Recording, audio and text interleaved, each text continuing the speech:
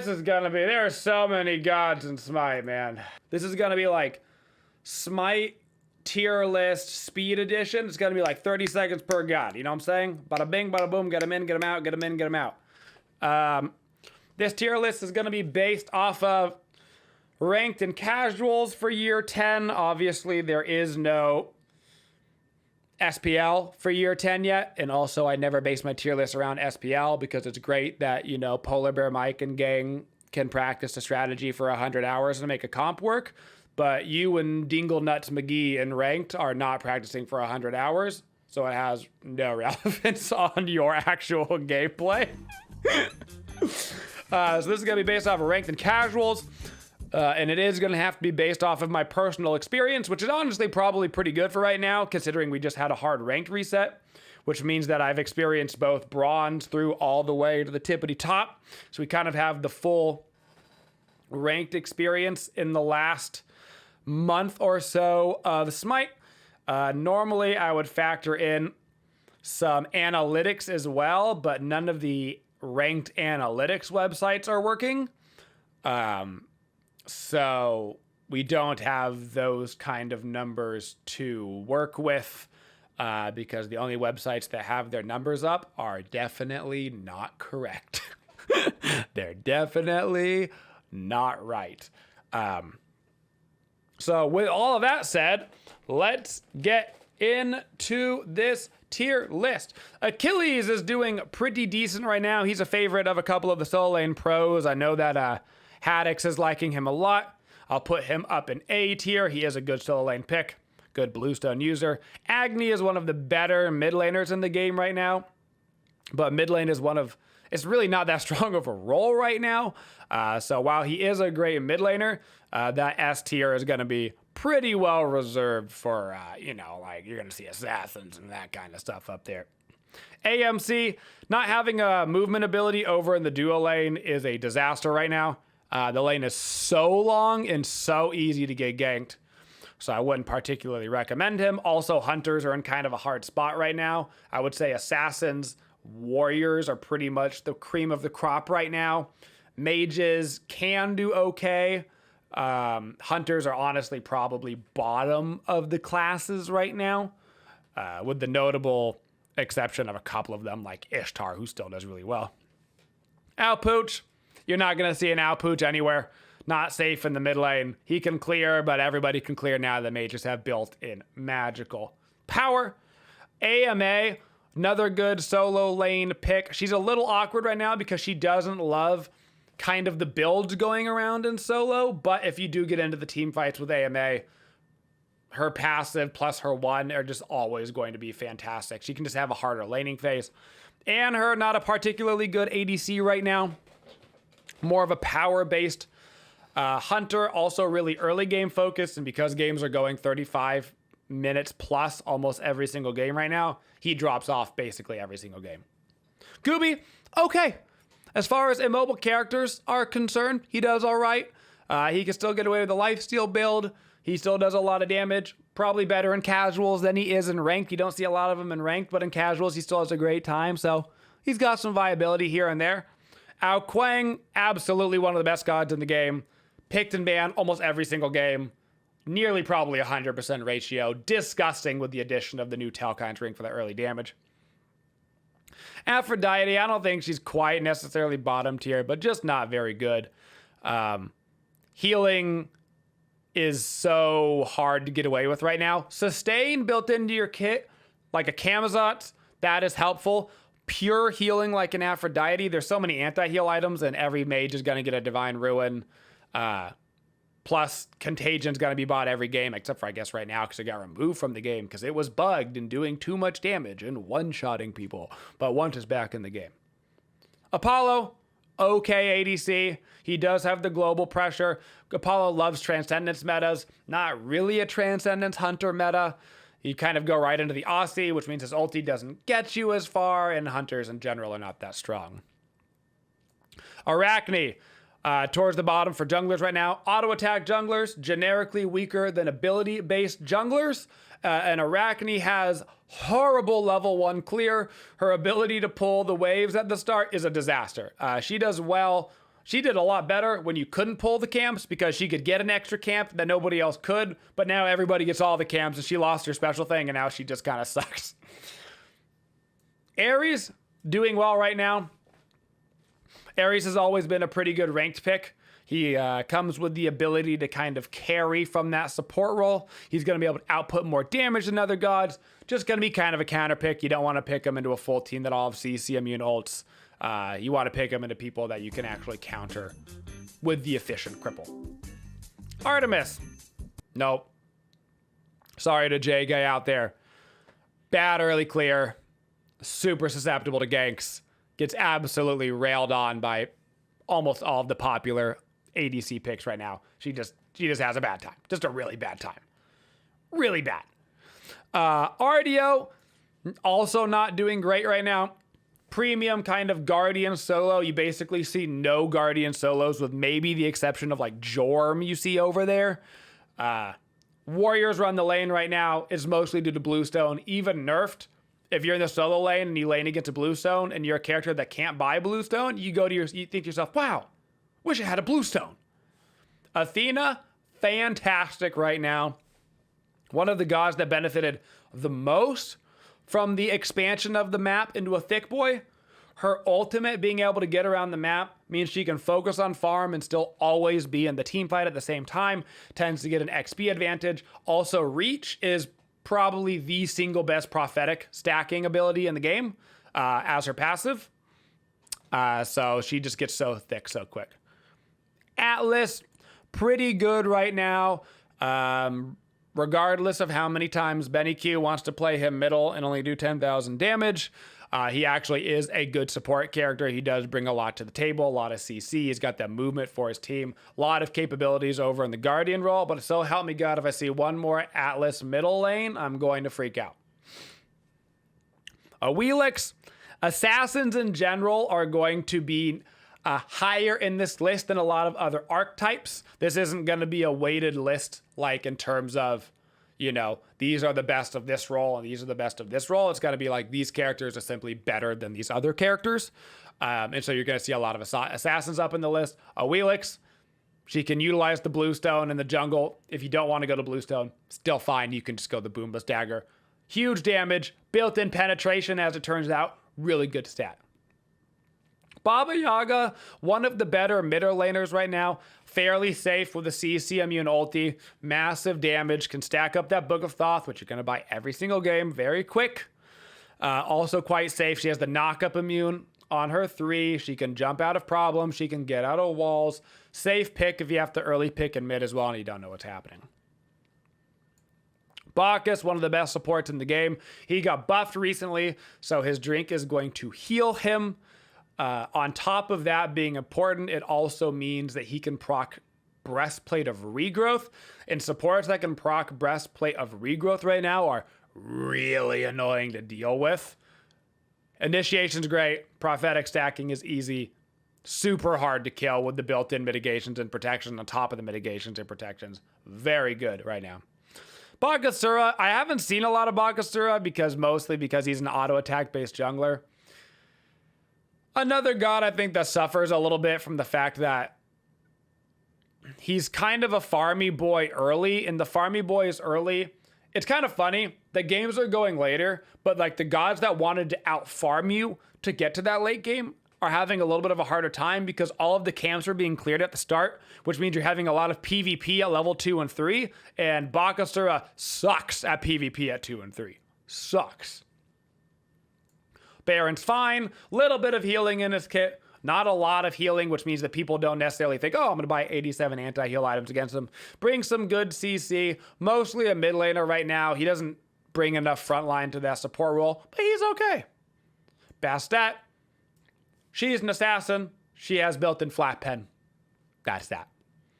Bellona. Another good character as well. She does have the ability to go Death Toll or Bluestone, or Warrior's Axe. She's got a lot of capabilities to kind of build whatever she wants. She can go a tankier build. She can go a more attack speed-oriented build to get like a Kind in there. She's got a lot of flex capabilities over in the solo lane, which gives her a lot of power. Cabragan doesn't really have a home right now. He's not terrible. Like, his kit is still good and his damage potential is still good.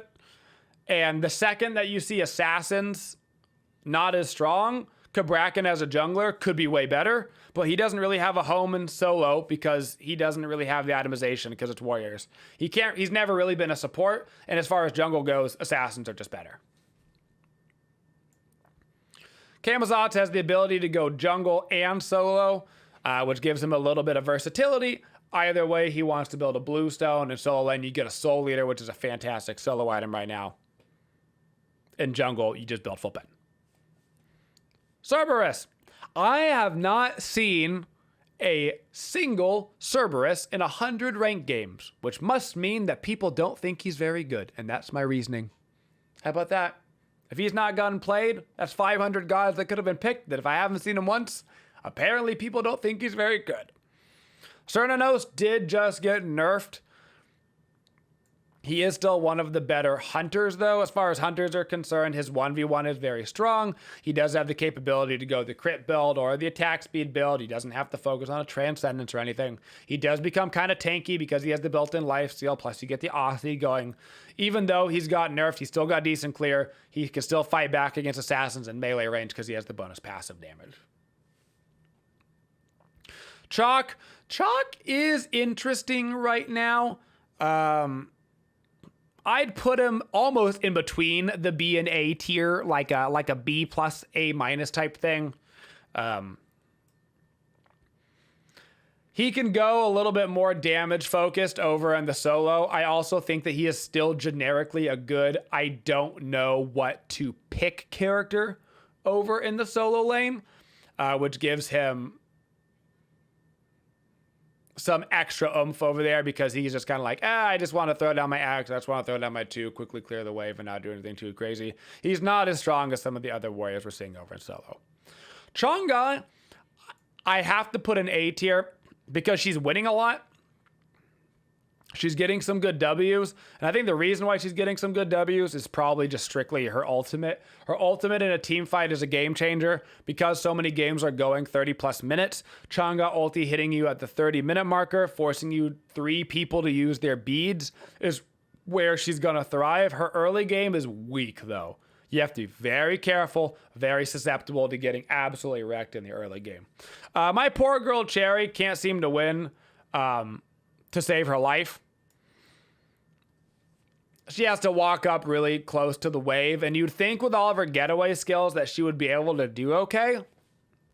But when she gets picked, she gets stomped, and she doesn't get picked very often. Absolutely not a favorite of the duo lane. I was hoping that it being longer and less safe over there would make her a little bit better, but she just can't get out of the laning phase, it seems. Chernobog. Chernobog is a viable hunter. His laning phase isn't as strong as some of the others. That's not what he's there for. He is there for the rotations. One of the few hunters that can actually make his way out of lane, much like Athena, because he has a true global ult that can take you all the way to the other side of the map. The widening of the map did benefit him a lot, and that's what gives him the advantage. Like I said, his actual laning phase is not that strong. He's probably going to have a harder time there, but he can actually move around the map. And if your team is focusing team fights around the mid lane, around the Pyromancer and that kind of stuff, you're going to out-rotate the ADC every time, and you're going to have 5v4s. He basically does exactly what Apollo does, just better. Chiron, arguably an S tier hunter. I'm still going to put him in A tier because he is a hunter. But he is arguably S tier because Chiron just goes a straight assassin build. You just roleplay like you're an assassin. You can be ADC, or preferentially he does better in the mid lane. You go full-blown Crusher, Heartseeker, Blue Stony proc damage, and your ultimate in the late game, if you hit a couple of people with it, especially squishies, combined with your 2, is 50% HP every single time guaranteed, and you force them out of the fight every single time. I think I'm still going to put him in the A tier, but he is arguably the best hunter in the game right now, in my opinion. And it's because the best build is just an assassin build, and he can run it. All right, now for a real S tier character. It's Kronos. I feel like Kronos is self-explanatory. If you've played against a Kronos, you know what you thought to yourself? Damn, that's an S tier character. Hit hard, everywhere, everything, all the time. Cleo. She's an assassin. She is very strong right now. Honestly, there's an argument to be made that literally like 80% of the assassins are S tier. But just for the sake of it, I'm going to put her in A. She goes into a wall late game and she pops her one and her ulti and you can't fight her back and she does half your HP. She's kind of like a Chiron where half your HP is gone before the fight even starts. You could put her in S tier. Assassins are just that good right now. Cthulhu. Cthulhu is on the verge. Cthulhu is on the verge right now of actually being a decent character. I've got to put him in B tier. The second you see warriors and assassins and those kind of characters get nerfed, I think Cthulhu solo can make a rise back up because he's a fantastic user of Tablet. Tablet is way better on Guardian Bruisers than it is on full damage mages. So those Guardians that can actually proc it like crazy, like Cthulhu, I think they'll see a rise in the meta, post some nerfs later on in the year. Kukulkan is maybe the highest contended solo lane pick in the game right now. He's one of the few solo laners that I actually see getting banned. And every time he gets picked, he is a monster. He basically default wins the laning phase because of Bluestone plus turning into a monster and having bleed damage. Then you build Contagion on him, which means you have bleed damage on top of your bleed damage. He already has built-in anti-heal, which means now you have anti-heal on top of your anti-heal. You cannot win the lane against him. His transference into team fights is fantastic, and there's a reason why he's one of the highest prioritized solo laners in the game right now. Cupid is a hunter. Is okay. He kind of likes power builds, but he doesn't really work the way that like a Chiron does with a power build. So he's kind of just the inferior version. Daji, A tier. She's an assassin. She does a lot of damage. Bada bing, bada boom. Danza, another hunter that would like to build power, but hunters are just very okay. They're very okay. Discordia right now, very okay. Not a lot going on. You're not seeing a lot of Discordias in the mid lane. You're basically going to see Agnes and Babas, maybe a Morgana and a Merlin, you know. Not a whole lot of variety in some of these roles because some of them are just really not up to snuff. Erlang, surprisingly, is not doing very well right now. Ever since he got that nerf on his knock-up and now that the years have traded, he doesn't work in the jungle, which is where he wants to be, because he just plays like an assassin, even though they really want him to be a solo laner. But over in the solo lane, he just doesn't like the builds being run right now. He's honestly not a very good character, and his prioritization is basically nothing. Nobody's trying to pick him.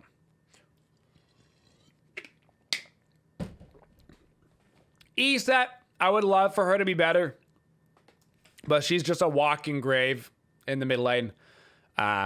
With the fact that level 2, 3 ganks are so strong and popular, like you walk up as Eset and it's cool that you can full clear the wave, but you have to walk up right next to it. And then you get Thor hammered or you get brutalized and you're like, I am dead now.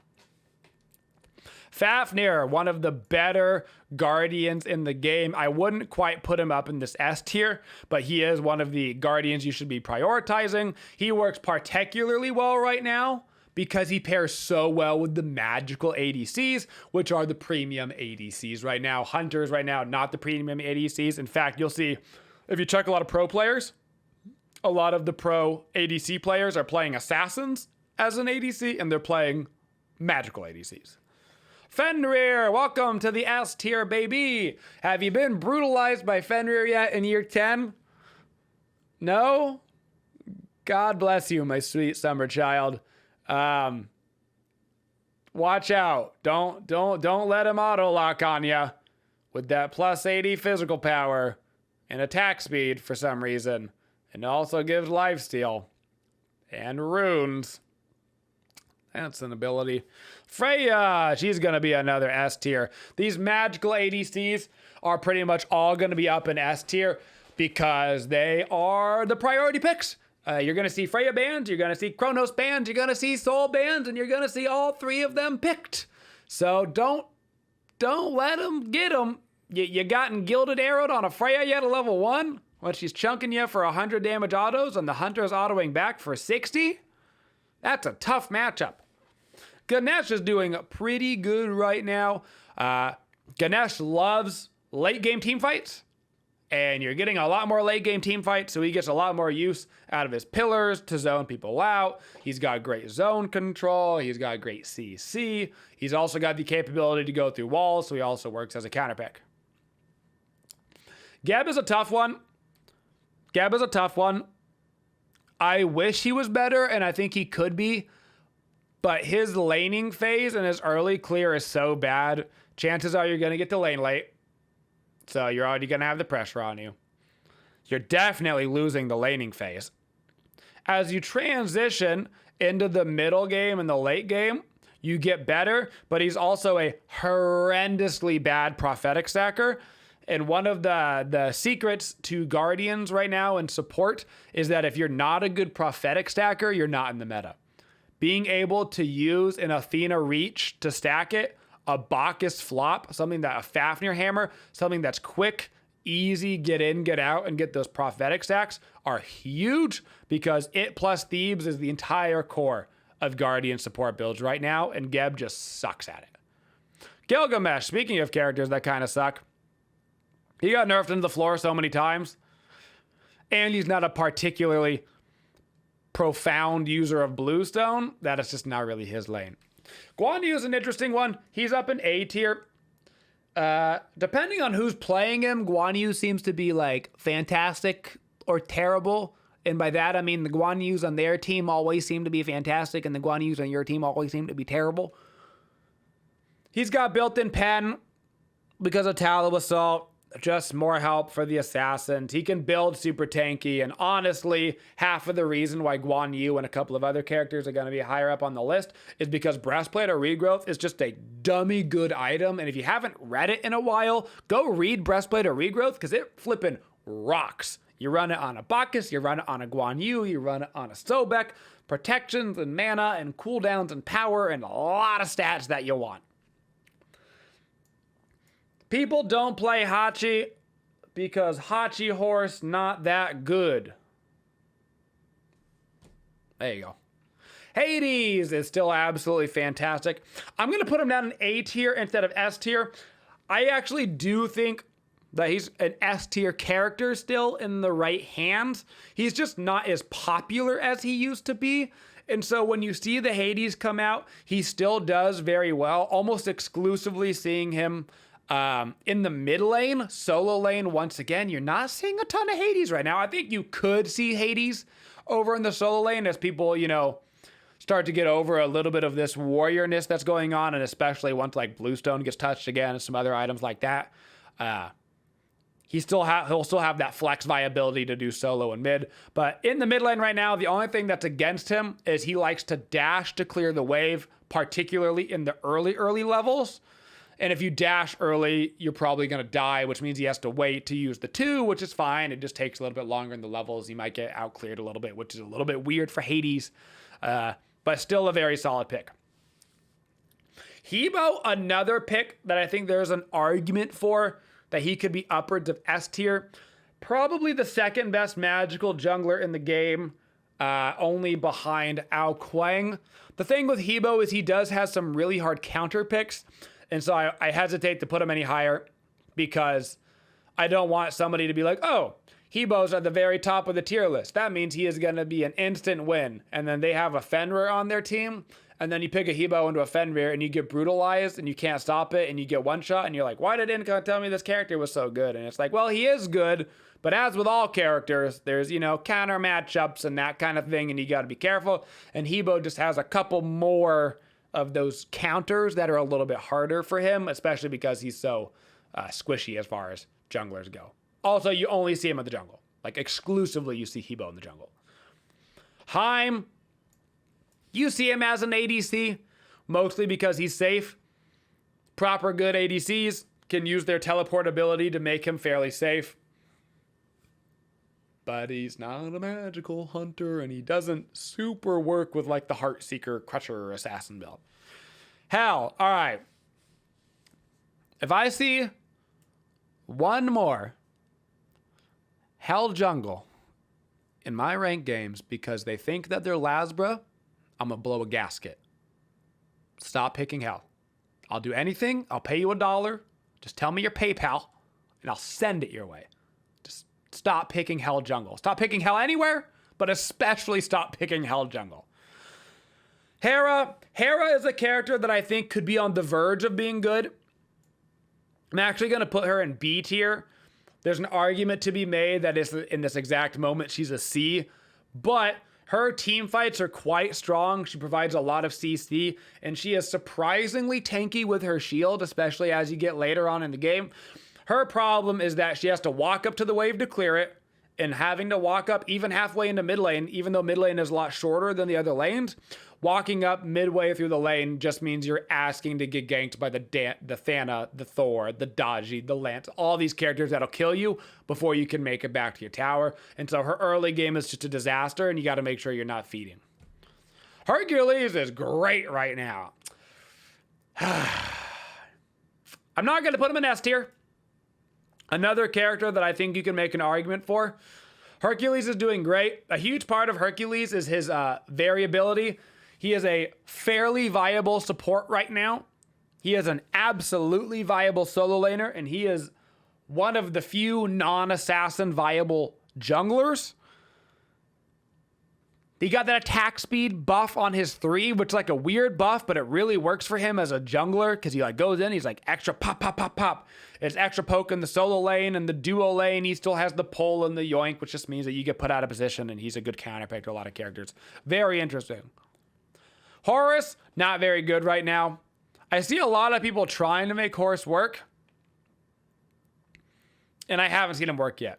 I've seen his pick to doing well ratio has been quite low right now, but his prioritization is still higher than I feel like he deserves any right for it to be. But I haven't seen the performance yet to back it. Hu Yi will be in B tier. Hu Yi's biggest buff right now, his biggest boon, is his passive. Anti-crit passive is good because hunters are tending to build crit. If you see a hunter, there's a good chance they built crit. Rage plus Deathbringer equals a lot of crit. It does a lot of damage, and it's one of the few ways that hunters can try to catch up to magical damage. The problem being that he doesn't really work well with crit that much himself. He would actually prefer a little bit more of an auto attack style build, and he's probably not actually going to be against a hunter. He's probably going to be against a mage ADC, and then when he's against a Chronos and he realizes he has no passive, he's like, I'm sad.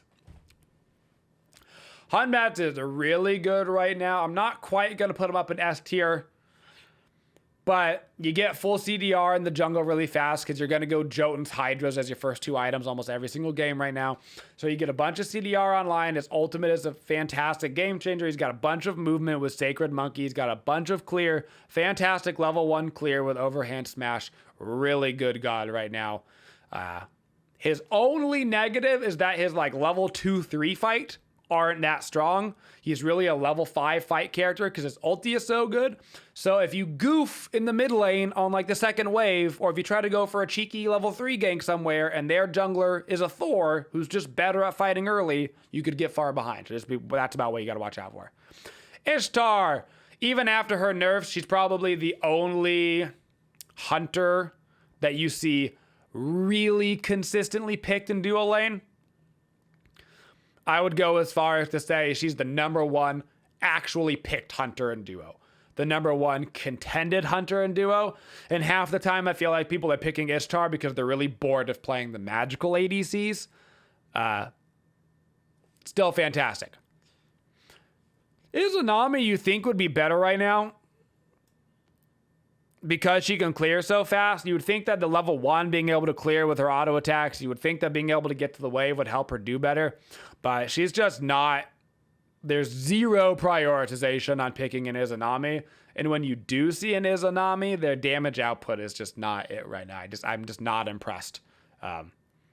Not impressed with Izanami this year. Another one of my favorite characters that's not doing particularly well. Janice is doing good. Janice is one of the few mid laners that I think is actually really performing right now. Although I do think that the Janus skill cap ratio is still tough. I think when Venenu is on Janus, that's fantastic. I think when Joe Blow Schmo is on Janus, it's a little bit less fan and a little bit more tastic. There's so many walls. There's so many walls on this jungle map that theoretically, wherever you're standing on Janus should basically be a good position to be in, because you can always get around the wall, and half the time the wall is too big to even to jump over if you wanted to with this new map, which means he's really safe and he still does get out a lot of damage. Just a difficult character to play properly. Jingwei, you don't see a lot of Jingwei right now. In theory, she can work because she's got the built-in crit, and because if you're playing a hunter, a lot of the times you're seeing a Rage Deathbringer. The funny thing about hunter builds right now, honestly, is that you'll see Rage Deathbringers, but also Exekins all in the same build, and there's not a lot of times that this has happened in the history of Smite, so it's actually kind of fun to like build those 4 items together, because you do damage against tanks, you do damage against squishies. The problem is it takes so long to get that style of build online. You've already been ganked 8 times by the jungler, and you're 0 and 7, and you're not having any fun. Jorm, arguably the only viable Guardian solo right now. I'll put him up in A tier because he does actually have the ability to get tankier and to output damage. And he's really one of the only ways that you can get magical damage over in the solo lane if for some reason you need it. If your team is going to run a Chiron mid, so you have the physical damage mid lane, best case scenario is you have a Chronos ADC. But if you've also got a hunter in the ADC role and you've got a hunter in mid, you're like, we don't have any magical damage. A Jorm solo can do the trick. So he basically, by default, gets pushed up a little bit on the list because he's like the only way to get magical damage if you're a solo laner trying to get magical damage right now. If you're a bottom pick and the rest of your team is picked and you're like, oh no, we're going to be 4 Fizz and a Geb. That's the way to get some magical damage. Kali, auto attack junglers are just not doing well right now, with the notable exception of Mercury. And then I guess Set is doing okay, but Set's kind of not really. He's like a hybrid in between. But you'll see the ability-based assassins just outperforming the auto attack-based assassins almost every single time.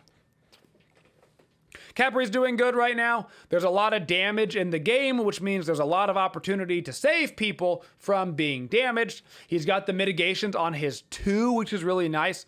Reminder that Capri 2, when you hit your teammates with him, gives them a bajillion% protections. It gives you mitigations. Use it on your teammates instead of on the enemy in the late game. If you can hit them both, that's fantastic because it also shreds the enemy. But it'll keep your team alive a lot. So the ultimate is great, and everybody knows that to put on your team, but throwing those mitigations on your teammate might prevent them from needing the ult in the first place. Arthur's fine in the solo lane. He can still do a bluestone. You can still do the whole Arthur thing. But Arthur is notably worse, particularly in the mid game, with the reduction in damage of the way that Bluestone and Gladiator shield work, where the more you kind of like, you're encouraged to wait a little bit between abilities in order to get the maximum use out. Otherwise, it does a massively reduced damage. Arthur is not waiting to use abilities. He is rolling his head on his keyboard. And so it really reduced the damage output that Arthur has, particularly on your squishies in the backline, compared to some other warriors that can make a much better use out of like actually getting the full 15% procs on Bluestone over and over and over and over again. Kukulkan is doing decently well. He's just not very popular. I think Kukulkan, if I had to guess, is a very popular pick in like gold right now. If I had my theory, gold tier, I bet Kukulkan is like the boy. He's like, I bet he's it. I bet people are like, give me that cuckoo every game. He OP. I'm going to just crush everybody. I'm going to throw down NATO. I'm going to farm my brains out. I'm getting that Thaw stacked. And then later on in the game, you realize that you're a Kukulkan underneath your tower, and you're getting dove by their 4 assassins. And you pop your ulti, and they all just walk to the side, and you're like, ooh, that is a good counter. That's a tough counter situation. At the end of the day, Kukulkan still comes down to hit ulti, win game, miss ulti, lose game. That's pretty much the way Kukulkan works. So if you're the best Kukulkan in the world and you hit 4-man ultis every ulti, congratulations. We all bow down to you. You're the best. Kumakarna is way better. Way better than he used to be. I would say that he's a situational pick still. I wouldn't just instant lock that Kumakarna before I know what they're picking. Or what my team is picking. But he's a great setup for that Kukulkan, right? Set him up for the ulti. He's a great counter to movement-reliant gods because his root also cripples now. It means that he can do really well against like Susano, right? Your root Susano, and he's crippled. He's not moving nowhere. He's got to wait for that full duration to run off, or he's got a beads. Very good situational counter pick. Kuzenbo, I feel like could be good. Every time I see Kuzenbo outside of one game that I've seen him, I thought to myself, yeah, he did okay. He's B tier. He did okay. One single game I saw Kuzenbo absolutely play out of his mind, but I think that might have been a player diff. Otherwise, I see a Kuzenbo and I'm like, yeah, man, did fine. Lancelot. Lancelot is still an S tier character after all of these bans. Also, I want to clarify. I know we're like 40 minutes into this. I'm not necessarily organizing these people within the tiers at all. It's just like they're all plus or minus, you know, kind of in that tier, A+ to A-.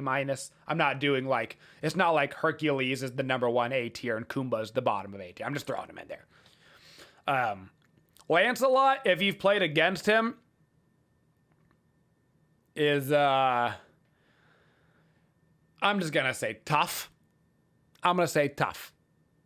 He bluestones you, and then he bluestones you, and then he bluestones you, then he bluestones you. And then you go to fight him, and he's got a 7,000 HP shield because he's on a horse.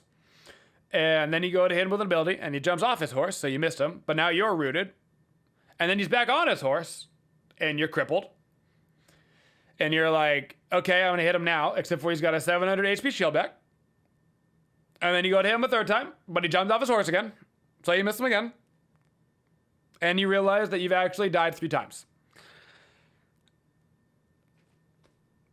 He's not actually an easy character to play, and I have seen my fair share of Lancelots feed their brains out.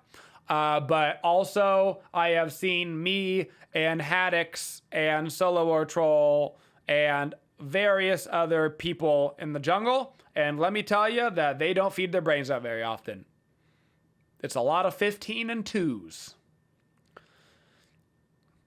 Loki is better than I care to admit right now, but he's more annoying than he is good.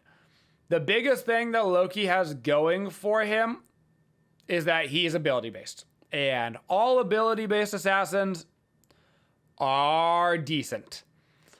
So it's basically impossible to pick a bad assassin right now. But you're still a bad person if you pick Loki. So, just never forget. Maui just got nerfed, and this might be my hottest take of the whole tier list, but I truly mean this with my heart. Maui is not a great ranked character. And I feel like I'll clarify on this one. Maui has been, objectively, one of the best competitive supports, particularly at the end of Season 9. He just got nerfed, and like a heavy nerf. Heavy nerf. He got his 2 nerfed. He got the damage on his jump nerf, which really hurt his little bit of early game clear, but more importantly, they increased the cooldown on his ultimate by like 20 seconds, maybe more, maybe it was 30. It was like crazy. 20, 30 seconds. And Maui's ultimate is like the ability of his kit. And even when he was stronger, I would have put him at A tier in the support role for ranked and casuals. He's so much better competitively. His kit works better competitively. It works better when you have communication, when you got comms. It works better when you can really utilize that 2 to its full extent, pulling people into battle, pulling people out of battle. But if you've ever played Maui in a ranked game, you know for a fact you throw down your 2 and your team treats it like it's got COVID or something, man. They keep a nice 6-foot distance between them and the portal, and you're like, go into the portal! It's impossible. So for that reason, he's lower on the list than a character like Ares, who just has to land the chain, and all you have to do is land your ability. Medusa, not good enough clear right now. She just doesn't have enough lane clear to really contest. Super susceptible to ganks. Her dash is a great offensive ability, and it's never been a good defensive ability, and trying to get away with it right now is just asking too much. Mercury is the best auto attack jungler in the game, and the only one that I see consistently performing like crazy. And honestly, it's because of Rage and Deathbringer. If you want to play some Mercury, here's your quick build. You grab yourself a Golden Blade, a Rage, and a Deathbringer. You grab those 3 items, and you're going to be punching everybody in the head for all of their HP, and they're going to wreck everybody. So much damage, and you would think to yourself, yeah, but what if you just buy a Spectral Armor? And I don't know what happens with Spectral Armor, but Mercury seems to just have, like, immunity to Spectral Armor. He just seems to not care. Like, I don't know how many times I gotta build Spectral Armor against this character as a Guardian and then get crit for 400, but if I'm getting crit for 400, what the hell is the point in the Spectral Armor? What's the point? He's attacking 2.5 times a second. I'm taking a K damage. Then we've got Merlin. Merlin, one of the best mages in the game right now. For that mid lane, he can actually clear the wave. He can actually live. Flicker is a better movement ability now than it was last season. Because it's such a short range, the fact that the mid lane kind of got squished down a little bit means that he actually gets further back to his tower with it. And he's performing quite well. At level 2, don't die on Merlin. Just don't die on Merlin. You don't have your flicker yet, probably. The enemy team assumes you probably don't have it. Just don't die. Just wait till level 3, then move forward. Morgana, another mid lane character that's actually doing well right now. Really easy poke, really good clear, 4 damaging abilities, built-in CC immunity, and while she doesn't have a movement ability, she does have the ability to self-peel pretty much any character in the game. She gets brutalized, she can fear him. She's getting knocked on by a Daji, she knocks her up enough, or she can run away with her 3, she just got a lot of way to get away from people. Mulan, I would say, is a undervalued pick right now. I would say she's undervalued. In my heart, she's an A tier. I'm going to put her in B tier. The one major reason why I'm going to put her in B tier is Mulan could be the most susceptible solo laner to the cheese gank. And for those that don't know the cheese gank, you clear all 4 camps at level 1, right? Everybody gets level 2. The solo laner goes immediately to solo lane and then just waits there. And because Mulan doesn't have a movement ability at that point in the game, she's basically a free kill every single time over in the solo lane. And then you have to use your teleport to come immediately back, and now you're on your back foot right off the bat. If it wasn't for that cheesy gank that just can really ruin your game, she'd probably be A tier, but she's so susceptible to it. And a good jungler will capitalize. Neith, I'm going to put her in A tier, but not because of her duo lane potential, because of her mid lane potential. Neith is like a worse version of Chiron, where you just go that assassin build. You go Crusher, Heartseeker, Bluestone, etc. And if you're landing her 2 over the wall in the jungle and getting 2-3 people with that Bluestone proc, she really wrecks people, not to mention she can actually help the teams get kills in the side lanes with her ultimate. But she is definitely a mid lane character. She's really safe in the mid lane because of her backflip, but the backflip in the duo lane barely gets you like a quarter of the way down the lane, so it's not a particularly safe ability. Nemesis is a viable auto attack jungler, but isn't the best. She's one of the few auto attack junglers that I wouldn't mind seeing on my team. Nemesis's biggest problem is that she really waits until a little bit later in the game before she comes online. She needs more time to get her power going. Her early game gank is based around slows, and everybody and their mom has an immunity to slow or something like that, which means that it's just a lot harder to get a level 2 or 3 kill on a Nem than it is on most of the other junglers. Speaking of most of the other junglers, how about a Nezha? You've been Nezha ring tossed lately? You've been Nezha ring tossed by a Nezha at level 20 who has a Bluestone, a Crusher, and a Hydra's? Because let me tell you, if it hits 2 or 3 people, that is legitimately 50% of your health on a 10-second cooldown ability. That's tough. It's real tough. Don't get hit by ring toss. It's a lot easier said than done, but don't get hit by it. And if you get hit by it, don't be near a teammate because you're killing your whole team. It's a wild. Nike is doing okay right now. Nike's biggest problem, and the reason why she's in B tier, is not because of anything that's her fault. It's because Sunder exists.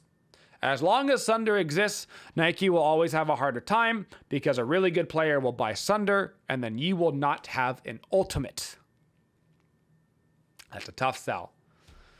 No Nox. No Nox. No. You're going to get killed. You're not going to do any damage. You really only have... If he does have a magical ADC, you're going to be the only magic damage on the team in mid lane. And Nox is not going to output enough damage to be the only magical damage mid laner. All right? You're not going to do enough damage. It's not going to happen. Pick a mid laner that does more damage. Nuwa technically does more damage, and I don't know if it's because of the type of player that's inclined to play Nuwa or not. But Nuwas are just getting farmed, bro. They're just getting farmed. They're having a bad time. You would have thought that maybe the thicker map made her ulti a little bit more helpful to participate, but it's not getting any kills. It's not doing enough damage. She's just getting farmed. Odin. While Odin will always be a situational pick, he'll always be situational. He'll always be a better 5th pick than a 1st pick. Odin is arguably an S tier character right now, forcing the enemy that his cage, because of the amount of damage that there is in the game, that cage is a death trap. And if you are squishy caught in that cage, you are dead 100% of the time. He is extremely safe over in the solo lane. Extremely safe. He's got great peel for himself. He's got great initiation. He's got pretty dang good damage and kill potential over there. You get that plus 10% damage from the totem on a bird bomb combo. That's a lot of the damage over in the solo lane. You just got to be careful.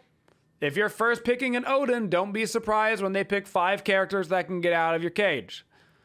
But if you're a 4th, 5th pick solo and they're rocking a Kronos and a Lancelot, you know, you can force them to use, you know, their ultis to get out, or an active, or a blink, or a something, and you can get a lot of value out of it.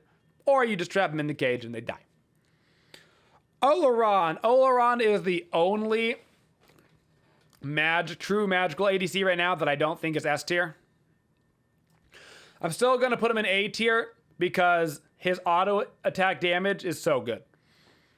The in-hand damage that you get from magical ADCs right now with that gilded arrow is unboxable at level 1. It's literally unboxable. Which means that even though he's not as good as the other ones, he will still outbox every other actual ADC at the start of the game. Almost no Osiris's right now. I think the reason why you're not seeing Osiris's is because Osiris would love to build like a Death's Toll Berserker Shield. And in actuality, what solo laners want to build is a Bluestone Contagion. That's what they actually want to build. And so he's kind of not in the build right now. He's not really having, let me see if I can, how do I zoom this out so we can keep everything here? Is it minus? Yeah, a little minus right there. Bam. Look at that. That way I can still see everything and you guys can still see everything. Next up, we got ourselves Pele. Pele's an assassin. She's an ability-based assassin, so she's doing well. Persephone, not particularly loving life right now. Poseidon, doing well. He's got enough clear. He's got enough movement to rotate because of his passive. Poseidon's probably biggest boon is that he is a mid laner capable of doing the mid harpies by himself in the early stages of the game. And in the early stages of the game, doing those mid harpies by yourself is actually tough. Ra, I think there's an argument that he's kind of right in between the A tier and the B tier. His heal is still very strong. You should get it at level 1, by the way, instead of his 1 now because of that jungle camp 4 pull that everybody's doing. It means that everybody can go to lane healthy. That's a benefit in itself. He's got good objective secure. He has got good follow-up. He is susceptible to ganks. You have to play him safe. You got to be careful. But even if you're kind of getting wrecked, Raw heal is always one of the favorite heals to have on your team because even if they've got all the anti-heal in the world, you still get all the buffs. Can't anti-heal the buffs away. Ryzen's trash. Ryzen, no good. No good early fight. Damage is schmeh. Getaway is schmeh. Rama, an actually viable ADC. He's got good clear because the astral arrows, which helps him clear in the jungle, which helps him go onto the laning phase. The snipe is great secure for when people get away for 1 HP. It can steal an objective, and he's got a pretty decent boxing match as well, especially as he gets later into the game. Also a viable silver branch bow user, which there's really not a lot of viable silver branch bow users at this point in the game. Ratatasker, A tier. He jungle, he go ability, he can also go solo. In general, I've been less impressed with his solo lane performances. Some of his tankiness is still okay. Raven, once again, kind of the same as Rat. Ability-based jungler, that makes him pretty good. He can also go solo. Been a little bit more impressed with the Raven solos. I feel like with the Raven, with the Bluestone Soul Eater, still provides a good amount of frontline presence. Ratataskers, I feel like, is one of those things where it's like, it looks great when like Ducky does it or something, but like when a rando does it, it's just, it always seems to lack that flair. You're always like, kind of feels like it's a squishy rat. Scylla, viable mid laner right now. Not popular, not unpopular. You'll see her every once in a while pop up. She is quite safe with her leap. She benefited a lot from the early magical power that mages get. Scylla clear always had to wait until like level 7 before she could full clear waves, but now she can full clear the archers at like a second point in crush basically, which just makes her early game so much easier. And a Scylla getting out of the early game means a Scylla getting into the late game, and a Scylla late game is a monster. Surcat. Surcat is actually a great example of how strong assassins are. Surcat was one of the worst assassins, one of the worst gods in the game for all of Season 9. Pretty much all of it. And she is an A tier character right now because assassins are good. And she also basically gets to go the Mercury build where you grab a Rage and a Deathbringer. She's got built-in pen, and then she's built-in pen critting you with her 1 that's hitting you 3 times, and it's going to hit you for 500, 500, 500. That's a lot of damage. Set, same kind of thing. A lot of damage being done by Set. You got to be careful with Set, though. Set's number one counter is CC. A lot of very high CC viable characters right now. Don't be picking them into a team like I did with 10 knockups. Your beads don't last that long, and there ain't no DR on knockups. So Set is really cool when he's actually allowed to auto attack and press his buttons, but you can't press any stupid buttons while you're in the stupid air. I'm not salty about it. You're salty about it. Shiva. Shiva is interesting because he could be even better than he is right now, but Shiva is actually decently hard countered by Contagion because almost everything that Shiva does in terms of his like regular clearing abilities is going to proc Contagion, which means he's kind of just consistently proccing Contagion and Contagion and Contagion and Contagion.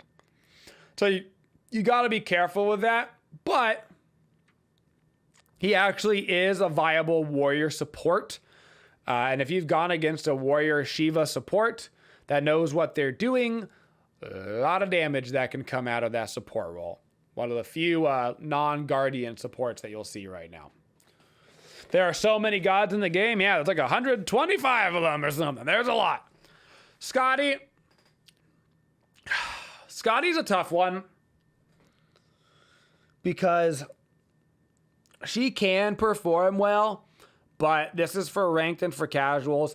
I could see Barracuda like really bringing Scotty like into the SPL.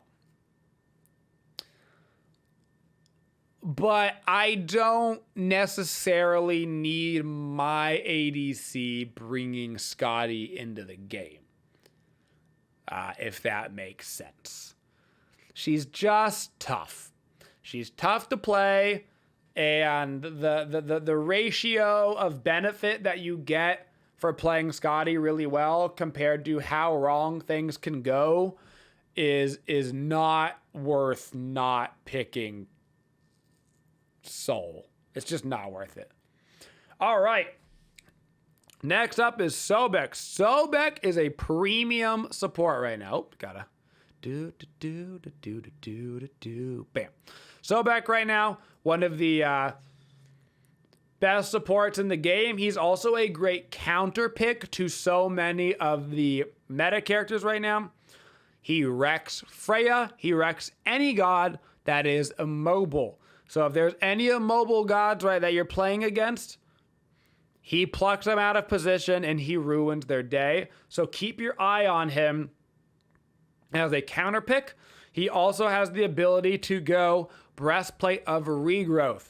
And Breastplate of Regrowth, as we just talked about earlier, one of the best items in the game if you can actually utilize it. Bacchus can utilize it. Sobek can utilize it. You can get all up in their business.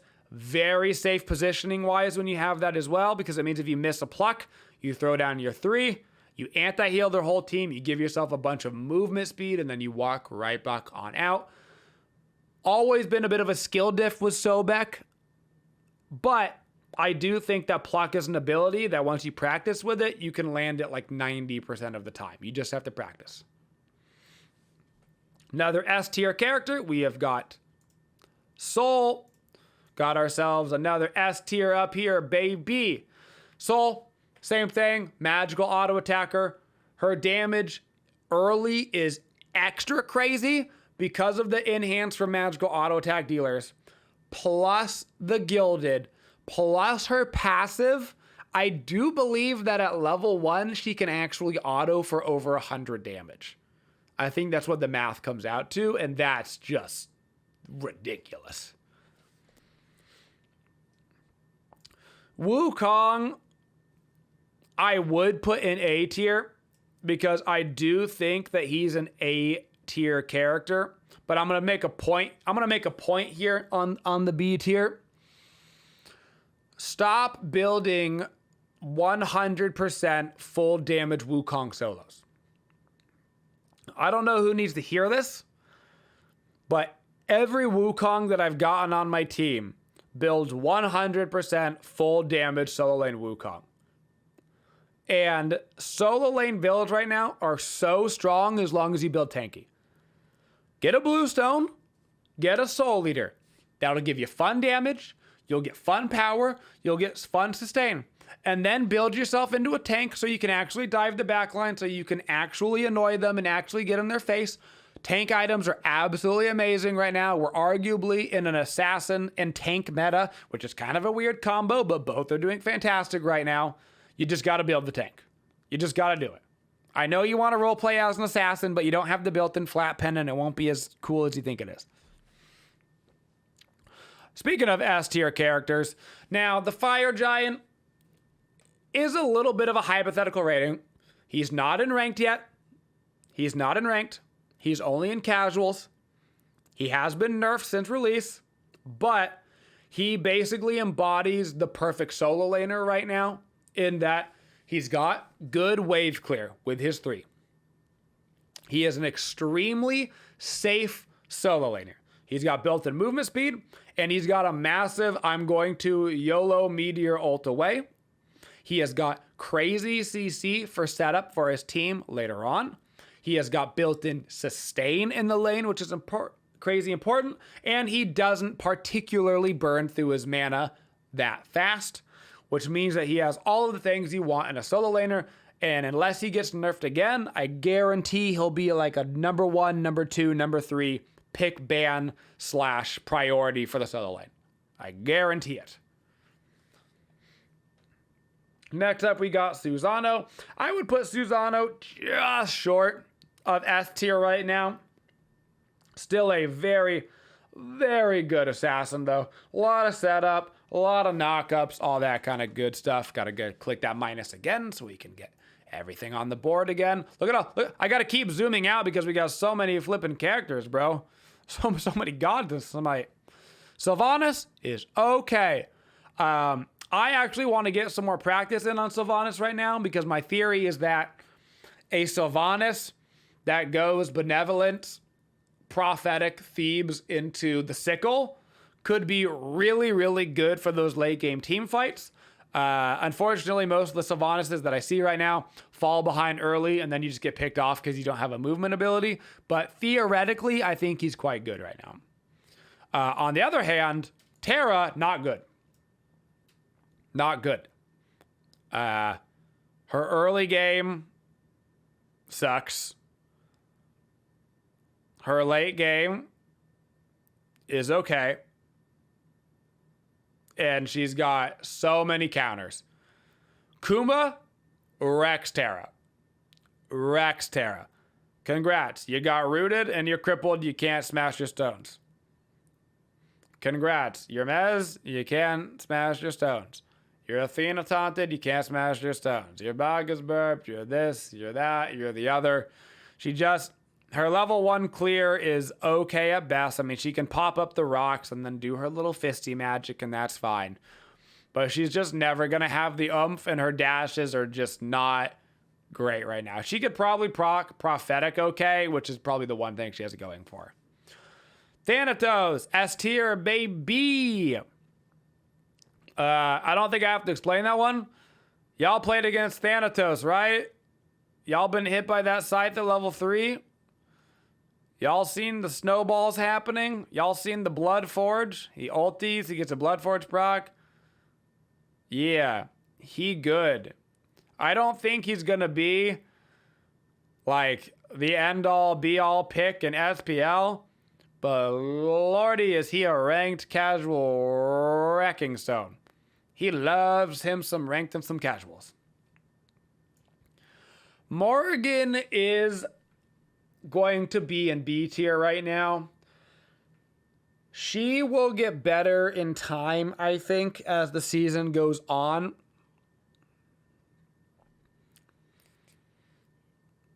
And I think she'll do way better in competitive because Morgan always is better in competitive than she does in ranked and casuals. But also, I need people to stop picking Morgan right now because every Morgan buys the Tablet of Destiny because they think, oh, Morgan 2, I'm going to stack Tablet. except for tablet is bugged on Morrigan, and every time you ulti, it resets all of your stacks.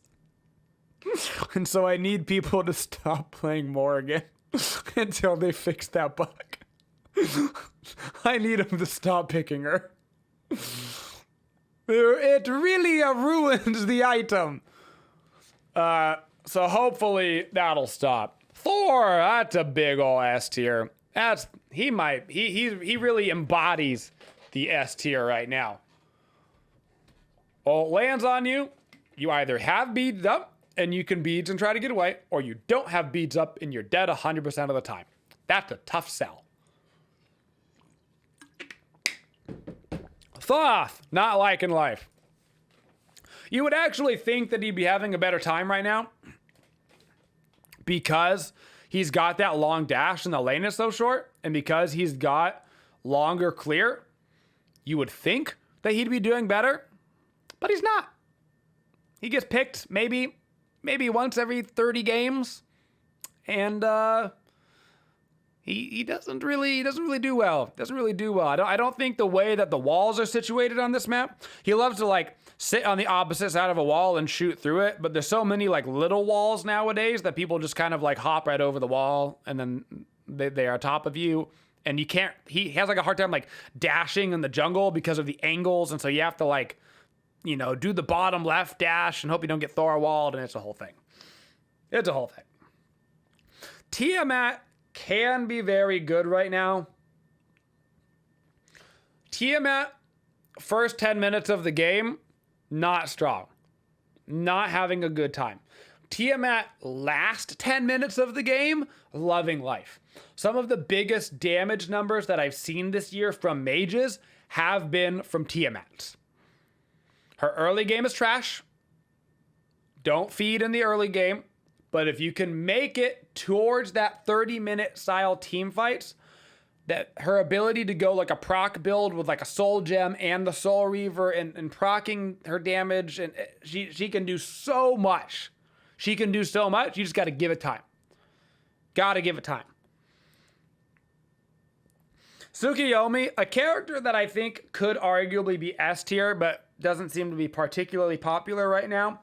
Tsukiyomi gets Bluestone in the jungle, and he gets a Hydra's, so he's going to be able to get the Bluestone and the Hydra's procs when he throws the ability at you, and then he auto-attacks you with the follow-up, which means that a single Tsukiyomi ability at level 20 is basically doing 50% of your total HP. So if you get hit by a 1 auto, 3 auto, which he can probably do in about a second from full range, that's going to be basically 100-0 on a squishy, so watch out for that guy. Tier, very good character over in the solo lane. Can utilize that breastplate of regrowth, baby. If you can use breastplate of regrowth quite efficiently right now, chances are you're not terrible. Uller, surprisingly, not doing that well right now. I feel I have to put him in B tier because he is performing B tier performance levels. I feel like there is a transition period that's going to potentially happen at some point where enough items will get shifted around, enough gods will get buffed or nerfed, and then we'll see Uller as like a counter pick to the Freyas, where like he'll be like the counter pick to the magical ADCs because he'll try to like 100-0 them. But we're just not there yet. He just doesn't have the oomph. He doesn't quite have the clear. He uses too much mana. So it just doesn't work. Vamana, you would think, is a fantastic god by the amount of times that people are picking him, but he's not. He's not a throw pick. But there is no world where that Vamana buff wasn't a nerf. There's no world. He is infinitely easier to kill since that change, and there is absolutely no way around it. And the Vamanas that I have seen are just, they ulti, And then they're a real big target that as long as your team hits, dies in 2 seconds. So I have not been impressed by the Vermont performance. Vulcan is a tough one for the mid lane because he has good damage, but he is not super prioritized right now. I'm going to put him in B tier, which I think is a crazy situation to be in post season 9, where it was like Vulcan was like every single game, and it was like, I don't know what to play in mid lane. I don't know. I'm going to pick Vulcan, I guess.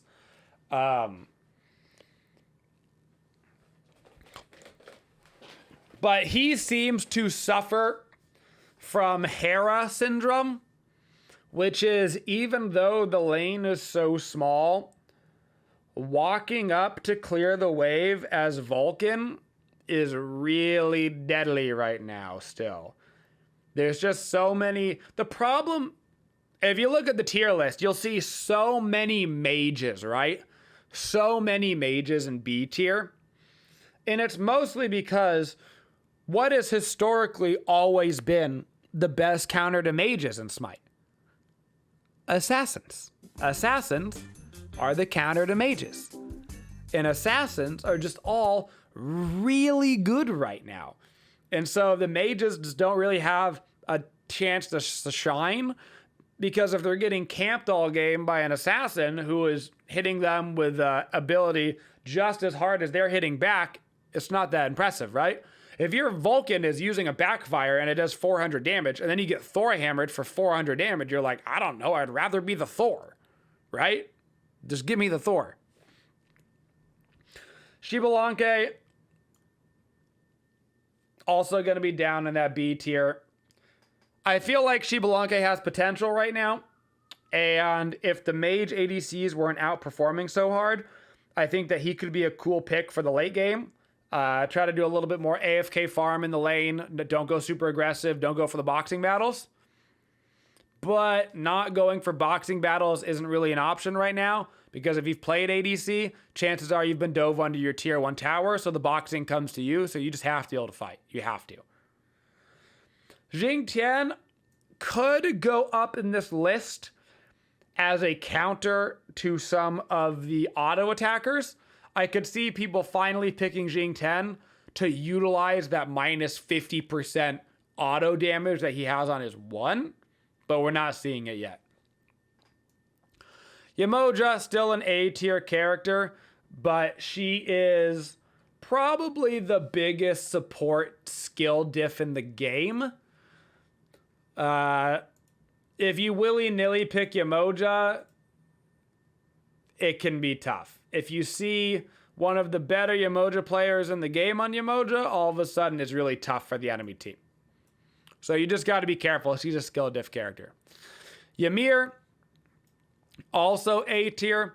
It might be surprising to see Ymir not in S tier, actually, because Ymir Wall is arguably the best ability in Smite right now. The way that the jungle is formed in Path, the jungle, almost every single jungle lane can be completely walled off by Ymir. Almost every single one. And that's great. The problem with Ymir strictly comes down to the fact that he is a horrible prophetic cloak stacker. Horrible.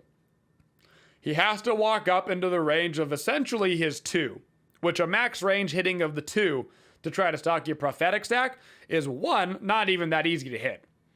And 2, gonna bring you way out of position, which means that you're constantly putting yourself out of position on Ymir to try to get a prophetic stack. And because prophetic is one of the best items in the game right now, it's essential for a good Guardian build.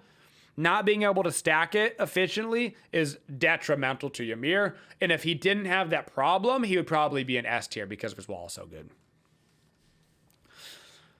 All right.